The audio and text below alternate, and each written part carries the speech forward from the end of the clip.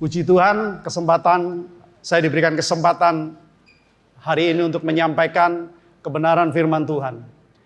Ya, firman Tuhan hari ini saya beri judul The Power of Relationship. Tadinya saya berpikir bahwa mungkin saya memberikan judulnya The Power of Community. Tapi karena secara organisasi saya dengan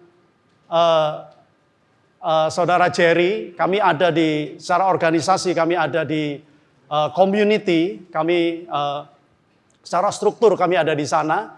Jadi ketika saya mau bikin judul itu kesannya kayak sombong banget nanti saudara ya. The Power of Community ya kan kurang asik lah. Saya pikir ya sudah, kalau community kan juga ada hubungannya dengan relationship, dengan hubungan. Amin. Maka saya kasih hari ini sharing kita hari ini adalah The Power of Relationship. Ya, ini saya minta slide yang kedua, bisa ditampilkan. Nah, ini semalam saudara ya, kita bikin gathering, kita berkumpul. Selama ini kalau saya komsel, saya berkumpul, saya yang dari Nusa Dua datang ke Denpasar. Ya kira-kira ya sekitar 20 kilo lah, PP ya sekitar 40 kilo. Tapi semalam saya kerjain mereka. Gitu ya, saya minta mereka yang hadir ke Nusa Dua, gitu, gantian saya bilang. Oke, dan mereka puji Tuhan, teman-teman di sini luar biasa ya, mereka sangat taat, mereka sangat tunduk, mereka sangat setia. Gitu, ketika saya bilang, ayo semua ke Nusa Dua, mereka pada datang ke Nusa Dua. Ya, mereka bilang, wah cuacanya nggak baik Pak, nanti hujan. Yosua bisa menghentikan matahari. Yosua Andi bisa menghentikan hujan, saya bilang. Akhirnya benar loh saudara, nggak hujan. Akhirnya kita semua bisa sukacita, kita sama-sama menikmati fellowship, menikmati konsel gathering. Ya, jadi bulan ini kita masuk di dalam persekutuan. Ya, kalau tema dari pusat adalah Fill with the Power. Artinya apa? Di dalam persekutuan itu ada power, saudara. Ada kekuatan, ada kuasa yang Tuhan berikan. Jadi bukan secara perseorangan, tetapi secara korporat, secara community. Itu Tuhan mau melimpahkan kekuatannya di sana. Ya, secara community. Jadi nggak ada kita satupun dari kita yang menyombongkan diri atau merasa bahwa cuma kita yang diurapi. No, Tuhan mengurapi itu lewat community, lewat persekutuan, lewat kebersamaan. Ya makanya Tuhan sendiri menyatakan bahwa dirinya itu 3 pribadi kan begitu kan? Allah Roh Kudus, Allah Putra, Allah Bapa. Allah Bapa, Allah Putra, Allah Roh Kudus. Jadi 3 pribadi. Yaitu berbicara tentang community, berbicara tentang komunitas. Begitu. Nah, kalau di tempat ini pun kita juga harus sama dengan siapa yang kita sembah, Saudara. Yaitu kita harus suka dengan yang namanya komunitas. Ya. Kita buka ayat yang pertama di dalam 1 Yohanes pasal yang pertama, ayat yang ke-7. Nah, ini penting sekali saudara ya. Jadi begini, saya dapat satu pelajaran yang luar biasa dan saya nggak akan lupa itu. Saya nggak akan pernah bisa lupa itu. Saya di cohort preacher itu saya dapat sesuatu yang luar biasa. Dikatakan begini, bahwa cara pandang kita, ya, perspektif kita tentang sesuatu yang kita pelajari ataupun sesuatu yang kita terima itu bisa berbeda-beda, saudara. Bisa berbeda-beda. Ya, perspektif itu penting sekali. Gitu. Bahkan kemarin Pastor Antoni memberikan contoh. Kalau saya hadir gitu ya, hadir di satu pertemuan atau di satu pengajaran, lalu ada Pastor Henry yang mengajar begitu. Tiba-tiba saya mengangkat tangan begini, ya kan? Itu artinya apa, saudara? Tandanya apa?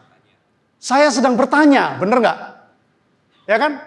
Saya sedang bertanya. Tetapi kalau saya ketika jalan-jalan di Living World gitu ya, di mall yang baru itu yang saudara semua berbondong-bondong ke sana, ya kan? Datang ke sana tiba-tiba ketemu sama beliau, ketemu sama Pastor Henry.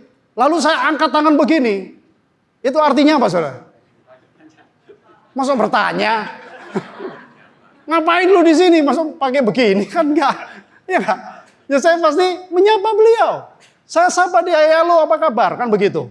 Nah, ketika saya di gereja seperti ini, saya ketemu dengan Pastor Henry, lalu saya mengangkat tangan, dan saya melihat Pastor Henry, apakah terus saya sedang menyembah Pastor Henry? Kan enggak, saudara. Ya kan? Saya sedang menyembah Tuhan, jadi angkat tangan. Nah, kalau saudara juga lagi ada di Israel, gitu ya, yang kemarin di ban nggak boleh main bola itu, saudara, ya, di ban. Nah, saudara di sana, lalu saudara mengangkat tangan begini, maka saudara akan dikeroyok orang Israel, saudara. Nah, itu maksudnya apa? Maksudnya adalah perspektif, cara pandang kita. Jadi nggak ada yang namanya itu firman itu, oh yang paling benar menurut aku begini, yang menurut aku begini, doktrinnya ini yang paling benar, doktrinnya itu yang paling benar. Enggak, saudara. Saudara harus mengerti bahwa seluruh perjalanan di dalam Alkitab, yang tertulis di dalam Alkitab, semuanya itu bicara tentang Yesus. That's it gitu, itu saja sebetulnya. Apapun mau doktrinnya, apapun mau teorinya, apapun mau yang kita mau serap, mau kita percaya, mau kita mengerti, cuman satu sebetulnya, saudara. Yaitu bagaimana Yesus ada di dalam kehidupan saudara dan saya. Dan ketika kita dipanggil, ketika kita diberikan kesempatan untuk kita boleh melayani Dia, perspektifnya kita harus sama. Kita meninggikan Yesus. Gak ada yang lain. Itu bukan organisasi, bukan juga gereja di mana kita bernaung, bukan. Tapi meninggikan Yesus. Nah, ini penting, saudara ya. Perspektif ini sangat penting. Karena kalau cara pandang kita sudah salah, maka apapun yang saudara terima dan apapun yang dibagikan di tempat ini, saudara akan merasa terus benar. Gitu. Wah, ini nggak benar ini. Wah, ini nggak sesuai ini. Wah, ini bla bla bla dan sebagainya. Ya, makanya nggak heran. Saya beritahu ya, ini quotes and quotes, ini quote saya. Saya beritahu begini.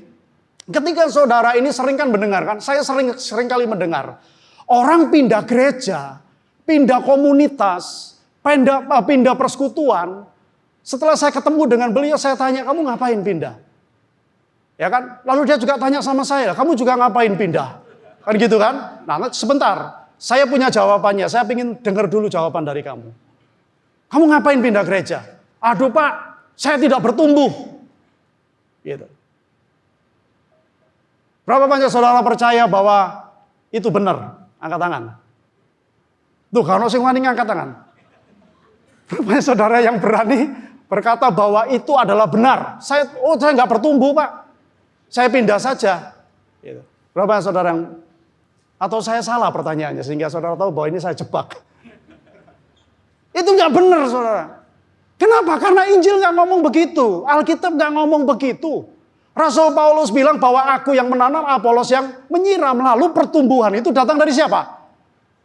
Coba katakan dari siapa? Dari Tuhan. Nah, kalau saudara pindah, lalu alasanmu adalah kamu tidak bertumbuh, artinya saudara sedang menghina Tuhan loh. Serius, saudara sedang menghina Tuhan. Bahwa saudara menganggap bahwa Tuhan itu nggak bisa memberikan pertumbuhan dalam kehidupan kita. As simple as that. Gitu. Sesimpel itu. Nah, terus jawabannya apa, Pak? Jawabannya ngomong aja apa adanya gitu loh. Saya beberapa minggu yang lalu waktu jaga di Booth Community, ada salah satu jemaat, beliau dari cabang yang lain, saya tanya sama beliau, Bapak kenapa sih Pak? Bapak kok mau pindah ke sini? Jelas alasannya. Ya saya pindah ke sini karena rumah saya dekat ke sini Pak, saya pindah. Gitu. Lalu saya pindah ke sini, kan sama-sama, kita cabangnya sama, kita sama-sama roknya. Kenapa Bapak pindah ke sini? Dia bilang saya pindah ke sini Pak, karena di sana gerejanya itu terlalu cepat Pak. Kecepatan saya nggak suka. Nah, model yang kayak begini nih orang yang seneng komunitas, saudara. Seneng berkomunal, seneng ngobrol gitu loh. Nah, tapi yang seneng ibadah cepat, itu biasa nih. Senengannya setelah ibadah mikirin capcay, kue tiaw, mikirin sate babi. Jadi ke gereja bukan untuk berkomunitas, tapi mikirnya lain gitu. Gitu ya. Jadi, nah ini 1 Yohanes pasal 1 ayat yang ke-7 dikatakan begini. Jikalau kita hidup dalam terang kehadiran Allah, ini diterjemahkan yang versi versi yang FAYH, versi apa itu? Kok lupa sendiri saya. firman Allah yang hidup. Ya, orang saya sendiri loh yang bikin padahal, tapi saya lupa. Tolong Pak Mek doakan saya dicuri iblis ini. FAYH, versi Alkitab, firman Allah yang hidup, FAYH. Dikatakan begini, sama seperti Kristus, maka bersukacita. Gitu, bersukacita dan apa? Bersekutulah kita seorang dengan yang lain. Dan apa? Darah Yesus, tadi Jerry sudah sampaikan, bahwa kita ini bisa bersekutu, kita bisa menjadi satu, kita bisa unity, itu bukan karena kita dari background yang sama, saudara. Enggak. Kita bukan dari latar belakang yang sama, tidak. Kita ini dari berbeda-beda. Ya kan, ada yang dari Manado, dari Batak, dari Madura, dari mana lagi? Banyuwanges, gitu, Banyuwangi. Ada yang dari Surabaya kayak saya ini. Beda-beda, backgroundnya beda-beda. Gitu. Latar belakangnya beda-beda. Tetapi darah Yesus yang menyatukan kita di tempat ini. Saudara harus yakin itu, tahu itu. Perspektifnya harus sama. Bahwa kalau kita ada di dalam persekutuan, itu bukan karena kita punya tujuan yang sama untuk kepentingan diri kita sendiri. Bukan. Makanya komunitas itu gak nyaman, saudara. Gak nyaman. Sudahlah, bergereja itu enak sekali, nyaman. Gitu. Beragama itu enak, saudara. Tapi untuk hidup yang kekal, gak enak. Gitu. Ya, jadi karena darah Yesus, anaknya itu menyucikan kita dari setiap dosa. Jadi karena darah Yesus yang bisa menyatukan kita, bukan karena kepentingan pribadi lepas pribadi masing-masing dari kita, bukan. Dan persekutuan itu berasal dari kata dasarnya itu sekutu. Ya. Jadi jangan salah nih mikirnya. Oh, persekutuan Pak dari kata dasar kutu, itu jangan. Seperti apa yang kau pikirkan dalam dirimu, jadilah dirimu seperti itu. Makanya Anda terus jadi kutu terus. Bersekutu itu dari sekutu. Persekutuan itu dari kata sekutu. Nah, artinya sekutu itu, artinya nih, sekelompok orang yang bekerja bersama untuk mencapai beberapa tujuan. Ya, dan persekutuan ini sebetulnya sama dengan yang dilakukan di dalam perusahaan-perusahaan, saudara. Gitu. Makanya di gereja kita ini luar biasa loh. Ya, kita pastoral oke ada, tapi kita manajerial secara manajemen kita juga ada juga. Gitu. Dari dua sisi yang sama-sama sebetulnya itu untuk membuat kita menjadi benar-benar ngerti tujuan kita ada di sini. Gitu. Ada dua sisi ini. Gitu. Ya, jadi jelas untuk mencapai tujuan. Nah, tujuan ini kalau di perusahaan, di tempat lain di luar persekutuan di dalam gereja, sudah jelas bahwa mereka tujuannya adalah apa? Mencari profit sebanyak-banyaknya. Gitu. Cari keuntungan segede-gedenya. Gitu, saudara ya. Jadi ingat ini. Jadi kalau ada gereja yang cari cuan segede-gedenya dari jemaatnya, saudara perhatikan ini ya. Ini quote and quote ya. Sudah itu bukan gereja. Kenapa? Karena sebetulnya tujuan gereja kita berkumpul itu untuk meninggikan siapa? Mencari siapa? Mencari Yesus, meninggikan Yesus. Dan ketika kita meninggikan Yesus, Alkitab berkata, Injil itu menulis bahwa ketika Yesus ditinggikan, maka dia akan menarik banyak jiwa datang kepadanya. Bukan ke gereja ini, saudara, kepada Yesus. Jadi kita ini sedang melatih saudara untuk menjadi serupa dengan Yesus. Bukan serupa dengan Pastor Anthony, serupa dengan Pastor Henry, serupa dengan siapa lagi Pak Chandra, serupa dengan Pak Michael. Bukan. Kita ini sedang dibentuk untuk menjadi serupa dengan Kristus. Karena tujuannya ke sana. Semua harus ke sana. Gak ada yang lain. Apapun programnya yang dibuat, apapun yang dikerjakan di tempat ini, pelayanan-pelayanan yang sedang terjadi di tempat ini, semuanya harus meninggikan nama Yesus. Tidak ada yang lain. Gitu, yang layak ditinggikan dan layak untuk dikejar. Ya, sama dengan persekutuan dengan yang di sekuler, saudara. Cuman bedanya adalah tujuannya itu tadi. Ya, kita meninggikan Yesus di tempat ini. Sementara kalau di sekuler, mereka mengejar aset, mengejar profit, mengejar keuntungan. Ya, tapi kalau di tempat ini kita nggak seperti itu. Ya, kita mengejar yang namanya perkenanan Tuhan. Kita mengejar kehendak Tuhan di tempat ini. Ya, sehingga apa? Menarik banyak jiwa datang. Kalau kita perspektifnya ini, cara berpikirnya kita ini sama semua. Bayangin saudara. Yesus pernah berkata begini loh. 2 orang, 3 orang dia bilang gitu. Oh sampai merinding nih. 2 orang, 3 orang itu kalau mereka sepakat kata dia.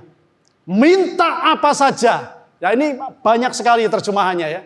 Minta apa saja. Nah ini tapi yang maaf ya, yang mata duitan, yang fokusnya ke materi, minta apa saja. Wah, aku minta mobil yang baru, aku minta rumah yang baru gitu kan. Pokoknya sementing sepakat.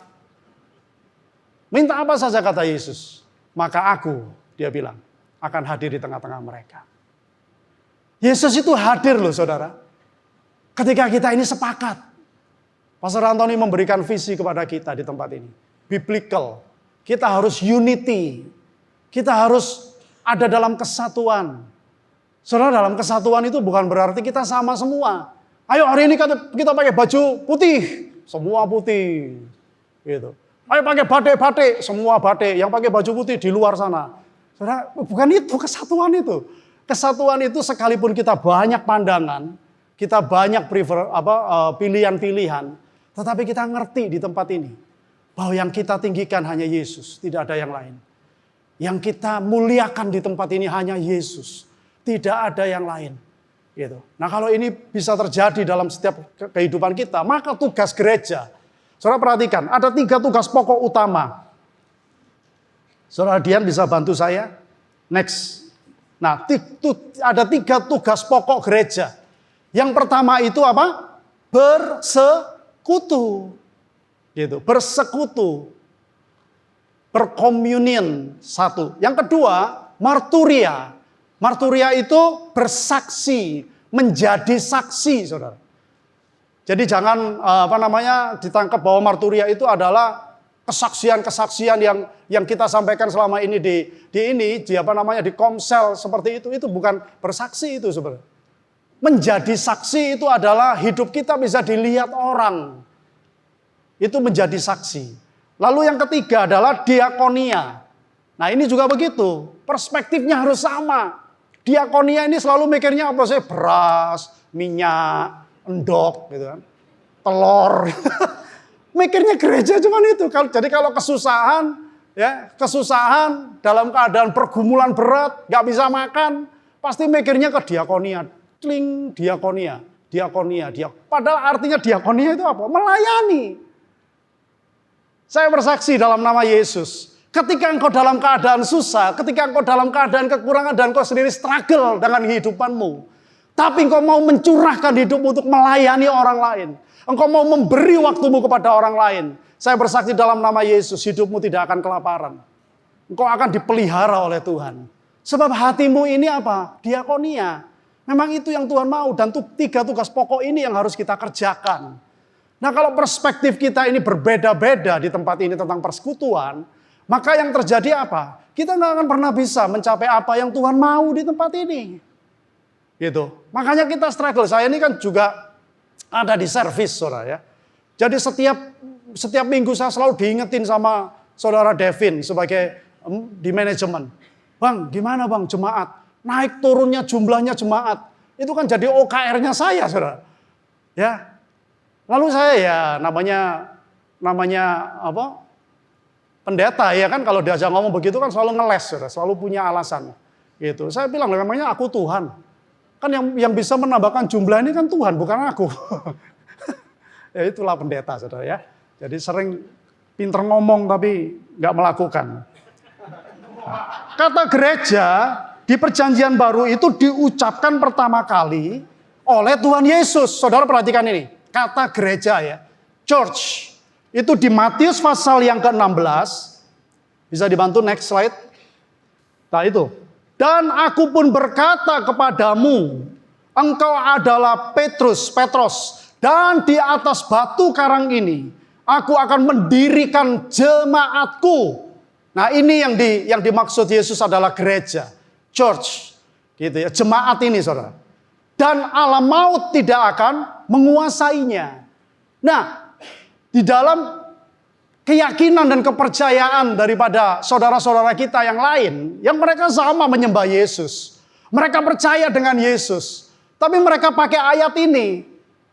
Dia berkata begini, loh, Rasul itu Petrus, Yesus saja ngomong sama Petrus bahwa di atas Petrus ini akan dibangun gerejaku. Nah, kalau perspektif saya nggak begitu. Saya berpikir bahwa begini loh, Yesus itu ngomong sama Petrus karena kan ini kan saudara kalau pelajari lihat ayat sebelumnya, ya, Yesus itu ngomong sama Petrus, dia menguji sama Petrus. Petrus, menurut kamu siapa aku ini? Lalu Petrus menjawab, engkaulah Mesias, Allah yang hidup. Nah, maksudnya Yesus itu, Tuhan Yesus ini bukan mau mendirikan gereja di atas Petrus. Kalau di atas Petrus, maaf ya, Petrus ya kelenger, saudara. Karena apa? Hari ini terbukti bahwa pengikutnya Yesus miliaran, saudara tahu. Hampir 6 miliar lebih pengikutnya Yesus. Bukan di atasnya Petrus, tetapi di atas imannya Petrus. Ketika Petrus berkata bahwa engkaulah Mesias, engkau Allah yang hidup. Dan pada waktu itu, perspektif dan pemikiran seperti itu, murid-muridnya semuanya nggak ngerti, saudara. Bahkan belakangan malah ada yang rebutan jabatan, saudara tahu. Mereka berpikir bahwa Yesus jadi raja, satunya di sebelah kiri, satunya di sebelah kanan. Kalau kamu jadi raja, jadikan aku dong wakilmu. Salah. Makanya Yesus bilang kerajaanku bukan dari dunia ini. Gitu. Nah, perspektifnya seperti itu. Jadi mendirikan jemaat ini, kata aslinya adalah eklesia. Ya, eklesia itu dari kata ek itu keluar, lalu kaleo itu dipanggil. Gitu.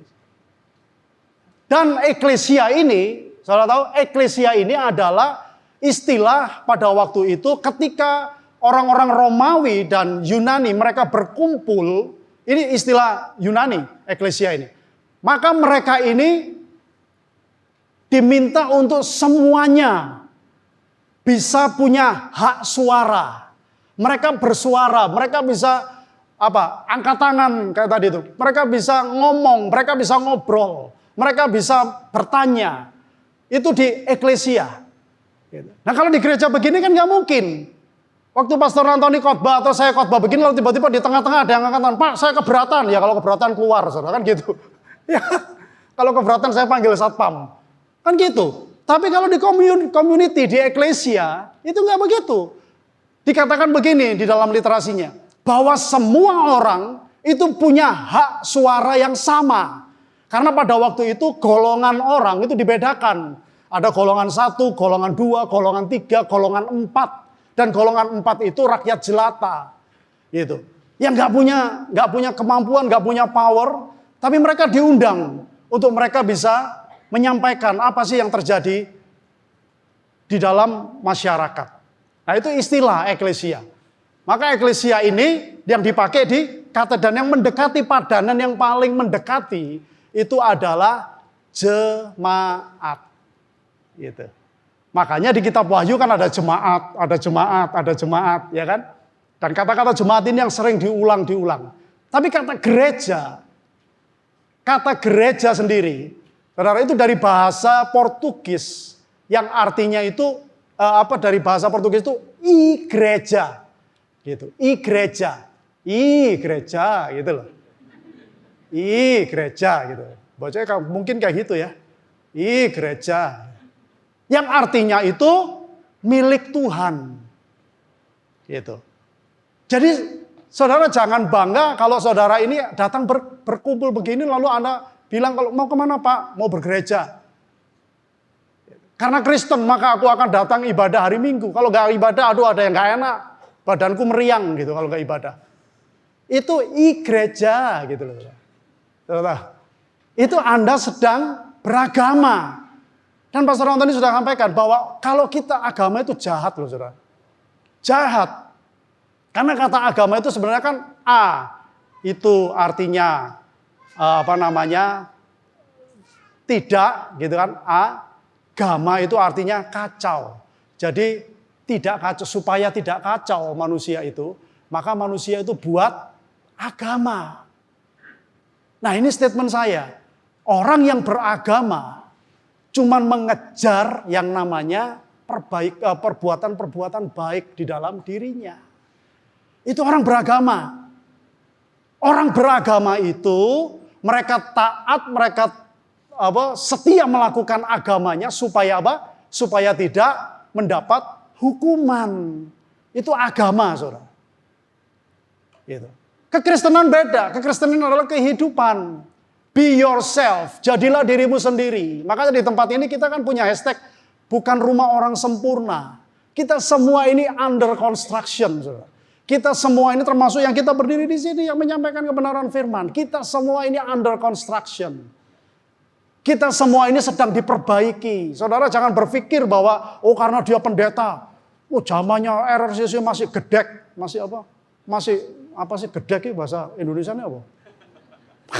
Gak ada bahasa Indonesia itu loh, itu hebatnya bahasa Jawa. Bahasa Jawa itu nomor 2 bahasa sorga, saudara.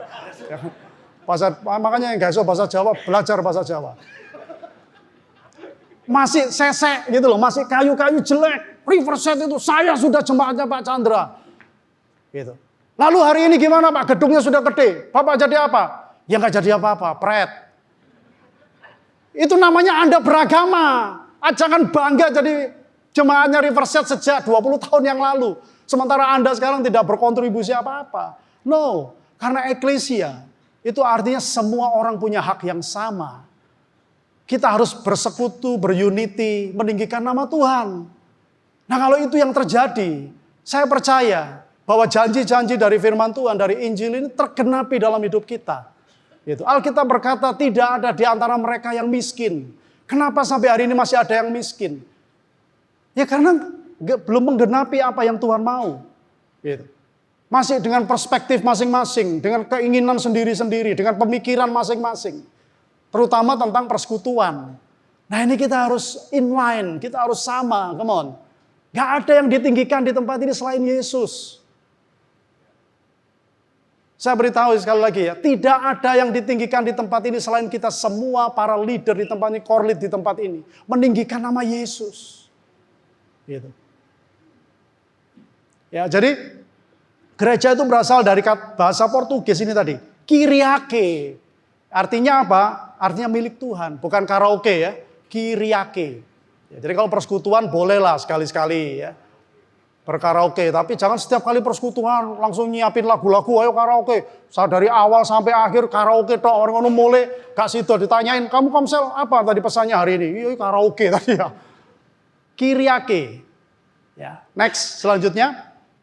Jadi gereja, saudara jangan bangga menjadi anggota gereja. Kita harus berkontribusi di dalamnya. Kita harus ambil bagian di dalamnya. Supaya apa? Supaya tujuan Tuhan itu tercapai gitu dalam hidup kita. Ya. Martin B. Denton, penulis buku-buku tentang perkembangan gereja, beliau mengatakan begini, dari semula setiap warga eklesia itu memiliki perasaan yang menyatu, yang kuat gitu dengan Tuhan Yesus Kristus. Jadi saudara semua di sini percayalah, kalau bukan karena Tuhan, bukan karena anugerah Tuhan, saudara gak ada di ruangan ini. Amin. Saudara gak akan pernah ada di ruangan ini kalau bukan karena kasih karunia dari Tuhan. Sama dengan saya berdiri di tempat ini, kalau bukan karena anugerah Tuhan, saya mungkin gak ada di sini. Saya gak ngerti ini tujuan Tuhan memanggil kehidupan saya. Jadi jelas bahwa ada Tuhan Yesus juga antara sesama, mereka yang satu dengan yang lain. Sehingga walaupun mereka terpencar-pencar, mereka tetap merupakan satu masyarakat khas di dunia ini. Nah ini loh, yang dunia sedang nantikan, yang mereka sedang tunggu. Bukan saudara ini rajin ibadah bergereja dan agamamu di KTP-mu Kristen. Bukan. Mereka ini mau melihat unity-nya kita, saudara. Mereka ini mau melihat contohnya orang Kristen itu seperti apa sih. Gitu. Sehingga mereka tanpa kita ngomong Matius, Markus, Lukas, Yohanes sampai Wahyu sampai berbusa-busa. Saudara gak perlu itu. Mereka itu cuma mau melihat kehidupan kita. Apakah kita beribadah di tempat ini, kita berkumpul di tempat ini, kita punya perspektif yang sama. Yaitu apa? Meninggikan Yesus. Nah kalau saudara meninggikan Yesus, sudah pasti gak ada yang namanya persaingan. Bener gak? Iya dong. Ngapain gitu? Gak ada lagi yang namanya sikut-sikutan. Dalam pelayanan pun kita sama-sama meninggikan Yesus. Kalau ada yang suaranya fals, diajarin gitu. Kalau ada dalam satu pelayanan gak ada yang namanya diberhentikan, dipecat gitu. Gak ada. Kenapa? Karena yang kuat itu menopang yang lemah. Injil berkata begitu. Alkitab mengajarkan kepada kita seperti itu. Nah kalau kita nggak ngerti prinsipnya ini, maka yang terjadi apa? Cuman sekedar organisasi.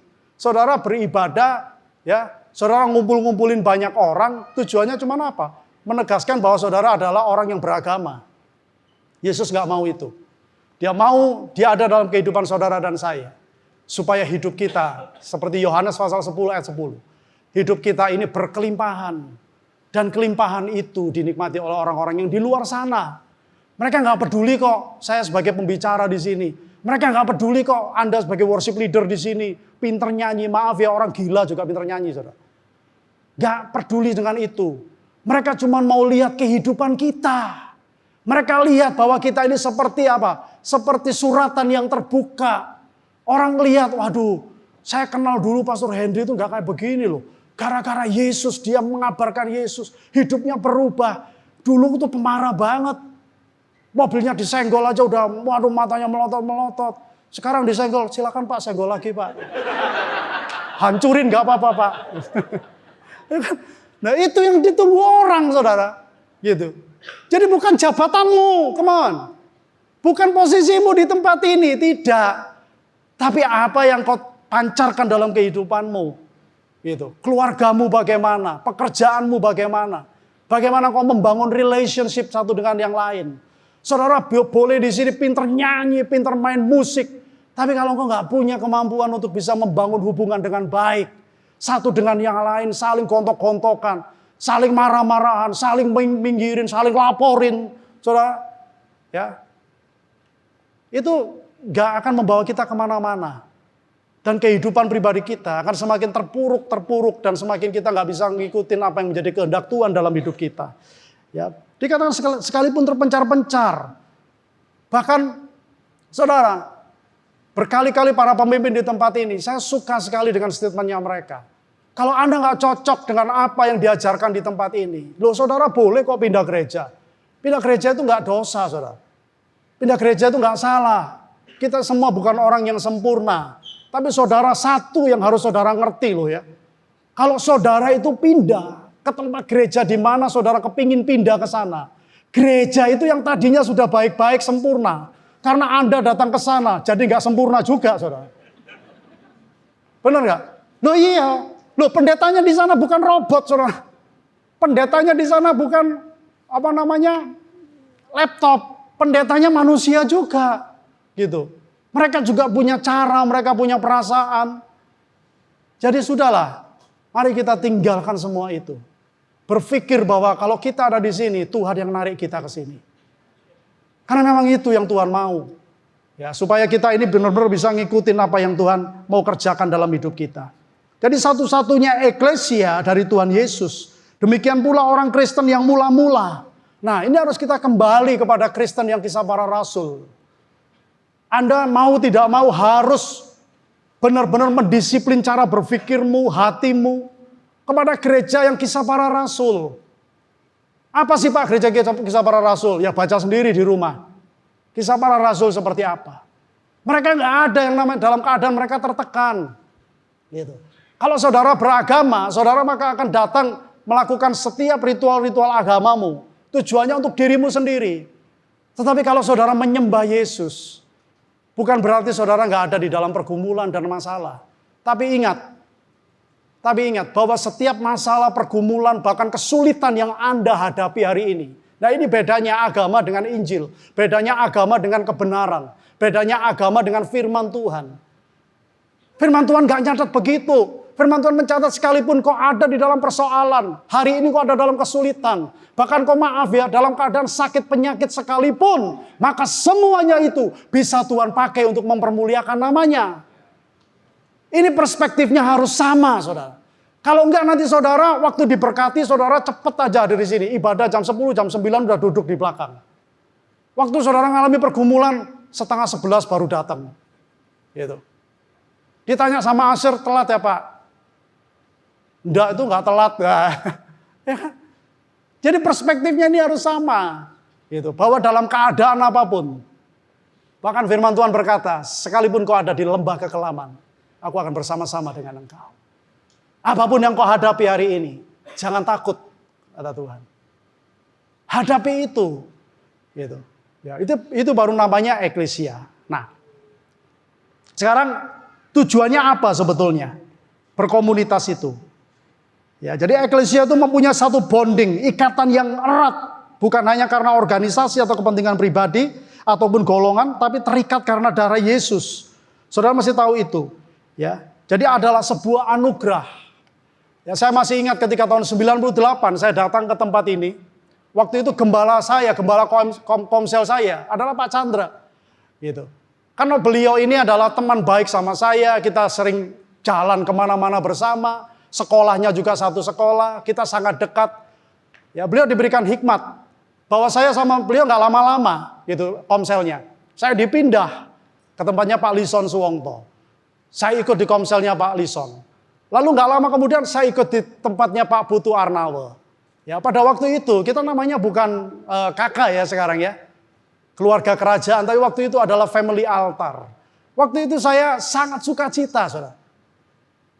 Di tempat ini kami berpindah-pindah dari gembala satu kepada gembala yang lain, dari gembala yang satu kepada pemimpin yang lain. Saya banyak belajar dari mereka. Hari ini saya bersyukur kepada mereka, bagaimana mereka berinvestasi dalam hidup kami. Saya ada di tempat ini karena investasi hidup mereka dalam kehidupan saya. Saudara, banyak daripada anggota tubuh Kristus yang tidak berfungsi karena mereka nggak ngerti gitu, tujuan daripada komunitas. Lalu dari Pak Putu Arnawa, saya dipindah ke almarhum Welly. Welly itu saya hari ini ya sangat bersyukur sama dia. Bagaimana saya diajarin yang namanya itu urusan yang roh, saudara. Urusan yang roh, dan ini depan mata sendiri. Saya waktu itu kan baru bertobat, saya nggak ngerti. Gitu. Yang namanya bahasa roh pun saya nggak ngerti ki opo iki. Ngapain gitu, saya wala woro iki apa? Sandal lama, sandal baru. Saya nggak ngerti, tapi saya belajar, saudara. Dan dia punya karunia itu. Begitu saya lihat itu, weh, kok bisa ya? Orang tiba-tiba didoakan, tiba-tiba blok, geblak. Saya pikir, wah ini pura-pura ini paling. Begitu dia geblak, saya senggol-senggol gini, ya nggak bangun, saudara. Karena saya nggak ngerti, gitu. Tak senggol-senggol nggak bangun. Tapi begitu anaknya jatuhin kepalanya, pluk langsung bangun, saudara. Terus tidur lagi, wah bangun. Nah kayak gitu-gitu. Itu sukacita yang nggak bisa dibeli dengan apapun. Dan nggak ada diajari di teologi. Di sekolah teologi nggak ada itu, saudara. Saya diajarin bagaimana kita menghadapi ya roh-roh jahat kayak begitu. Ya, saya bersaksi dalam nama Yesus, istri saya ini salah satu adalah yang Tuhan pakai untuk membentuk saya. Dibentuk saya. Saya terus dibentuk lewat dia. Jadi orang yang bisa membentuk pribadimu itu adalah orang yang terdekat dengan dirimu. Saudara jangan nyaman di gereja. Di gereja itu nggak ada yang bisa membentuk Anda. Anda ketemu sama mereka shalom. Saudara apalagi gigi palsunya baru ya. Halo. Iya, halo. Gitu. Apalagi jam tangannya baru shalom. Ya, jam berapa lihat sendiri gitu. Itu di gereja, saudara. Tapi kalau Anda di komunitas, di komsel, Anda nggak bisa pakai topeng. Anda tampil apa adanya di situ. Gitu. Dan justru karena kita tidak sempurna, maka kita ini akan dibuat menjadi sempurna, disempurnakan. Gitu. Lewat apa? Lewat komsel. Bukan di gereja. Gereja ini cuman apa? Saudara cuman celebration. Engkau sedang celebrate, merayakan kemenanganmu. Di pelayanan juga begitu. Saya dorong anak-anak yang terlibat dalam pelayanan. Saya bilang sama Jerry, saya punya hati loh, kepingin gitu anak-anak yang terlibat di mimbar itu. Mereka penyanyi, pemusik, semuanya ini harus menjadi gembala. Mereka harus punya hati yang belas kasihan kepada jiwa-jiwa. Kepada orang lain. Bukan hidup buat dirinya sendiri. Saudara kalau cuma di sini melayani hari Minggu. Lalu engkau memberikan talentamu, ya kita sih bersyukur, puji Tuhan. Anda mau menjadi volunteer di tempat ini. Tapi jangan berhenti sampai di situ. Tuhan mau karuniamu, talentamu ini terus dikeluarkan dalam dirimu. Ya kita nggak pernah tahu, saudara. Itu adanya di mana? Di Komsel. Gitu. Dan ketika saya pindah ke Nusa Dua, di sana juga begitu. Kalau saya hitung, gembala saya itu kurang lebih sekitar 6 atau 7 orang yang mengembalakan kami. Gantian, di-split, dipisah, ganti. Di-split, dipisah, ganti. Nah jangan kumpul-kumpul karena apa? Karena seneng gitu loh, saudara. Jadi waktu kumpul-kumpul sudah 12 orang, Pak diganti ya, di-split ya, dipisah. Wah jangan Pak, kita ini sudah kompak loh. Anda ini mau komsel apa mau tawuran gitu loh. Kita ini sudah kompak Pak, sudah kuat. Lah terus lapo lek kuat. Mau tawuran apa mau komsel? Gitu. Ya harus di-split, dipisah supaya apa? Injil berkata, kalau kamu dipotong maka kamu akan semakin apa? Berbuah. Buahmu tambah banyak, tambah lebat. Anda harus ketemu dengan orang-orang yang baru. Saya sama istri saya bersyukur banget. Kita ketemu dengan orang-orang yang baru terus. Gitu. Lalu istri saya sendiri pun juga begitu. Istri saya ini kan, ya saksian ya saya. Nanti kalau nggak di rumah nggak disapa saudara. Dia ini adalah orang yang kalau dulu ya, sampai dulu Pak Chandra itu ngomong begini loh sama saya. Ini saya masih ingat nempel di pikiran saya. Kamu itu ya katanya, lebih baik hidup di soto-soto rumah katanya. Kan nggak ngerti saya firman Tuhan. Lebih baik kamu tinggal di soto-soto rumah. Ada belakangnya saudara, daripada tinggal dengan istri yang suka bertengkar katanya. Wih, saya kaget. Maksudnya apa ini? Ya maksudnya adalah ya, jangan ribut terus gitu loh. Harus unity, tapi nggak bisa saudara. Kita dari latar belakang yang berbeda, kita berangkat dari keluarga yang berbeda. Nggak bisa, cuma darah Yesus yang bisa menyatukan kita. Dan saudara tahu karakter yang seperti istri saya. Tuhan pakai dia 9 tahun saudara. Jadi gembala Komsel. Menggembalakan orang macam-macam. Saudara tahu di Komsel itu. Makanya kemarin kan sempat istri saya bilang, kok zaman sekarang ini Komsel kok gak kayak dulu ya. Nah kalau dulu saudara, kita ini baru pegang gitar. Baru pakai chord G gitu ya. Greng. Wah, terus ya udah manifest di depan kita. Gitu. Kadang-kadang kita ini baru mau merem gini sudah waget juga. Sudah ini lama. Yang terjadi itu kayak begitu. Lalu istri saya bilang, loh kenapa ya kalau sekarang ini Komsel kok kayak adem ayem, kok nggak ada apa-apa. Ya saya bilang, ya setannya tambah pinter. Setannya tambah semakin mainan gadget juga. Gitu. Ngerti dia, setannya main teknologi juga. Dia tahu. Gitu. Silakan kamu beribadah yang rajin, silakan kamu Komsel yang rajin, silakan kamu melayani yang hebat, melayani yang semangat, berapi-api, sampai kepalamu ngebul keluar asapnya. Silakan itu. Tapi satu yang jangan sampai terjamah. Apa itu? Unity. Jadi kita kumpul-kumpul tapi nggak punya unity. Nggak punya kesatuan hati, nggak punya perspektif yang sama tentang persekutuan. Itu ngeri banget loh. Kalau saya nggak mau. Jujur saya nggak mau. Lebih baik saya berdua, bertiga, tapi kita sepakat. Daripada kita ber-12, ber-20, tapi sebenarnya punya pikiran masing-masing tuh, sendiri-sendiri. Gak bisa. Yesus gak akan hadir di tengah-tengah kita. Injil berkata kok 2 orang, 3 orang mereka sepakat baru aku ada di tengah-tengah mereka. Gitu. Supaya Yesus hadir, ya kita harus sepakat. Gak ada cara lain. Nah yang belum ikut sepakat, silakan ikut sepakat. Ya. Gitu. Jadi seperti itu. Saudara gak bisa, harus unity. Nah yang terakhir. Ibrani pasal yang ke-10. Ibrani pasal 10 ayat 24. Coba. Marilah kita saling memperhatikan. Perhatikan ini. Marilah kita saling memperhatikan. Kalau di gereja yang diperhatikan apa? Bajunya, saudara. Wih, keren. Wih, sepatunya anyar ini. Wih, HP-nya anyar. Wih, ini anyar, sepatu saya anyar ini. Wih, ini anyar. Yang dilihat itu. Tapi kalau di komunitas, saudara nggak lihat itu lagi. Memperhatikan gimana keadaanmu, gimana pekerjaanmu, gimana keluargamu. Kemarin kamu kayaknya habis diberhentiin dari kerjaan, ya sudah kerja belum? Ya. Saudara kan nggak bisa di gereja kayak begini. Nah saudara nggak terlalu kenal, tiba-tiba tanya gimana keadaan keluargamu. Ini sopo ngedan ini.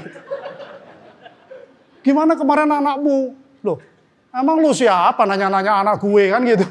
Iki wong edan iki, ternyata RRCC sini wong gendeng kabeh gitu. Kan gitu, nggak bisa. Itu di Komsel supaya kita dapat saling menolong gitu. Dari memperhatikan itu tujuannya untuk menolong, untuk menunjukkan apa? Kasih dan melakukan yang baik. Yang ke-25, kita seharusnya tidak berhenti untuk berkumpul. Gitu. Ini nasihat buat kita semua loh, saudara, termasuk saya. Gitu. Bahkan korlit di tempat ini, kita punya agenda. Setiap bulan kita berkumpul, kita ketemu. Para preacher di tempat ini kita punya komsel, kita punya agenda untuk ketemuan. Gitu. Untuk bertemu, untuk saling kita bisa mengenal satu dengan yang lain. Para departemen pelayanan di tempat ini, kita punya waktu-waktu untuk berkumpul. Sebagaimana yang telah dilakukan oleh beberapa orang. Nah ternyata memang dari zaman dahulu, dari zamannya Yesus, itu sudah ada orang-orang yang gak suka kumpul. Senengannya itu apa? Cuma lihat mujizat. Senengnya cuma apa? Rame-rame. Gerudak-geruduk aja senengnya. Ikut sana, ikut sini. Gitu. Ya, makanya gak heran, saudara. Kalau ada undangan komsel, ya, yang daftar 20, yang datang cuma 2, saudara. Ya karena ini loh. Gak ngerti. Gak ada hubungan saling. Ya, jadi, tetapi marilah kita berkumpul dan saling apa? Menguatkan. Kamu harus terus melakukannya. Ya, ini nasihat buat kita semua loh, termasuk saya, saudara.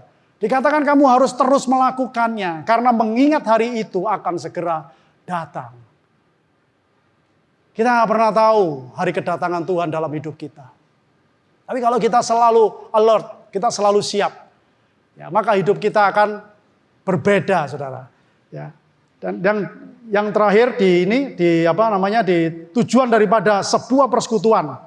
Kalau tadi yang terakhir ayatnya, saudara ya. Kalau ini yang terakhir adalah tujuan dari sebuah persekutuan. Di dalam 1 Korintus 1 ayat ke-8 sampai ke-9. Bisa ditayangkan? 1 Korintus 1 ayat 8 sampai yang ke-9. Ia juga akan meneguhkan kamu sampai kepada kesudahannya. Sehingga kamu tak bercacat pada hari Tuhan kita, Yesus Kristus. Dalam terjemahan yang lain dikatakan, Yesus akan membuat kamu selalu kuat sampai pada akhirnya, sehingga kamu bebas dari semua kesalahan. Jadi tak bercacat ini namanya, artinya apa dalam bahasa Inggris? Dapat diterjemahkan dalam bahasa Inggris, blameless, gitu. Blameless community. Tujuan daripada kita berkomunitas, supaya kita ini menjadi yang tadinya tidak sempurna, kita disempurnakan di situ. Kita mengalami sanctification, mengalami pengudusan dalam kehidupan kita. Itu lewat komunitas. Gak bisa lewat gereja seperti ini, saudara, gak bisa. Apalagi Tuhan tambah-tambahkan jumlah jiwa yang semakin terus bertambah.